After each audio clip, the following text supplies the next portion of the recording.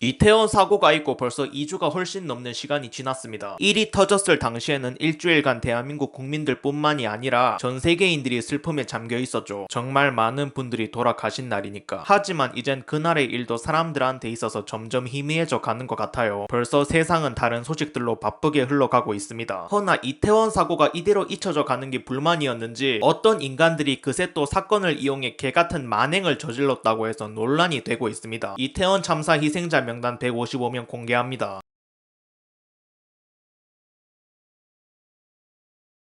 이러면서 명단을 공개합니다. 명단을 공개했다는 건 분명 유가족 분들이 동의를 했기 때문에 공개한 거겠죠. 근데 하는 말이 뭐냐면 유가족 협의체가 구성되지 않아 이름만 공개하는 것이라도 유족들께 동의를 구하지 못한 점에 대해서는 깊이 양해를 구한다. 희생자들의 영정과 사연, 기타 심경 등을 전하고 싶은 유족께서는 이메일로 연락을 주시면 최대한 반영토록 하겠다. 다시 한번 희생자분들의 명복과 안식을 빈다. 유가족 허락도 안 받았다고 합니다. 그러니까 유가족 동의도 없이 지들 좋으려고 멋대로 명단을 깐 거네요. 한마디로 미쳤습니다. 근데 이것보다 더 어이없는 게 뭐냐면 이번에 시민 언론 민들레와 더 탐사가 공개한 명단은 얼굴 사진은 물론 나이를 비롯한 다른 인적 사항에 관한 정보 없이 이름만 기재해 희생자들이 구체적으로 특정되지 않는다. 하지만 위패도 영정도 없이 국화다발만 들어선 기이한 합동 분향소가 많은 시민들을 분노케 한 상황에서 희생자들의 실존을 느낄 수 있게 해주는 최소한의 이름만이라도 공개하는 것이 진정한 애도와 책임 규명에 기여하는 길이라고 판단한다. 그리고 이를 계기로 위령비 건립 등 각종 추모 사업을 위한 후속 조치가 시작되기를 바란다. 각종 추모 사업? 와...